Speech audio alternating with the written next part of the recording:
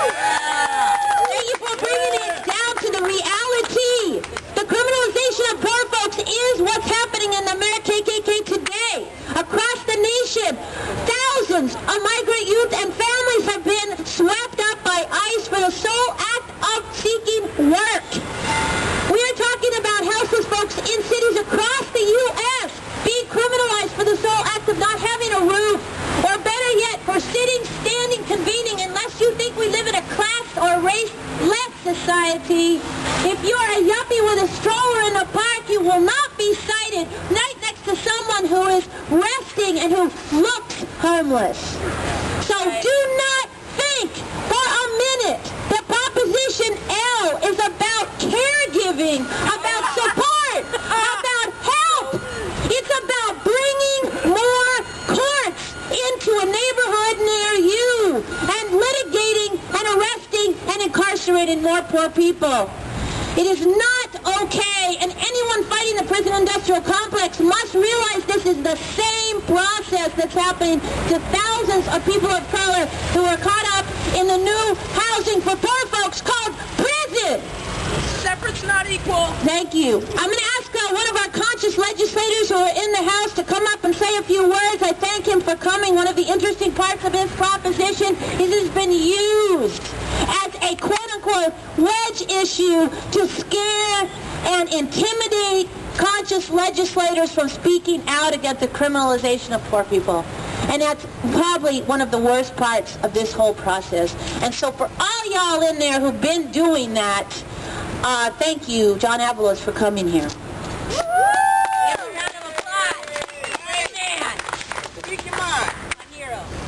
Good morning, my name is John Avalos. I'm about the Excelsior District of District 11. And being poor is not a crime. And being poor, when more people are going to get poor in this economic downturn, should never, definitely be a crime. I'm witnessing a ton of mail that's going out on these campaigns this election season. We have mail supporting Prop L, supporting the poor court. That's coming out to District 11. I'm sure it's going out to the Sunset District and the Richmond District. And it's coming from the Golden Gate Restaurant Association. It's coming from the Building Owners and Managers Association, the people who actually own the high-rise buildings downtown, the commercial real estate sector. Very, very wealthy people are making war on poor people. That's what this is about. So I'm standing here against Prop L, against the poor court, the poverty court. We can do better in San Francisco. We need compassion, not criminalization of people who are low income, who are poor, who are destitute, who are homeless. This is not the kind of compassionate city that San Francisco stands for. It's not what St. Francis stood for. It's not what anyone in government should stand for. So thank you, and let's defeat L on November 4th. Thank you. Okay, so I want to ask one of our disabled scholars in the House to come up from Axis of Love. She's going to speak briefly about the impact on disabled folks. Come on up, Meryl.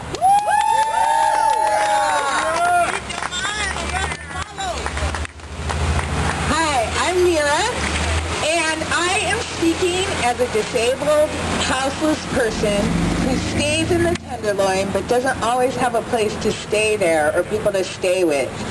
This will affect me and people like me, people I work with in the medical cannabis community who are also disabled and have really shaky housing situations or have no homes right now.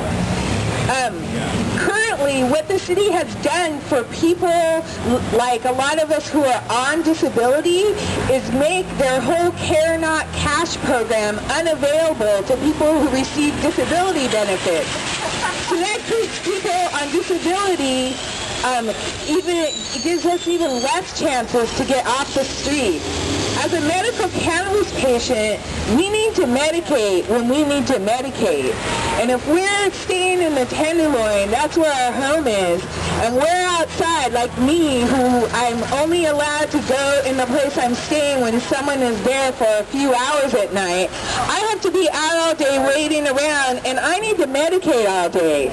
And most dispensaries you're not able to medicate in, so where am I going to medicate? I have to medicate in my neighborhood, outside. What's going to happen because of that, I'm going to go to jail. And people like me are going to go to jail just for trying to take care of our lives. It's really going to adversely affect disabled people.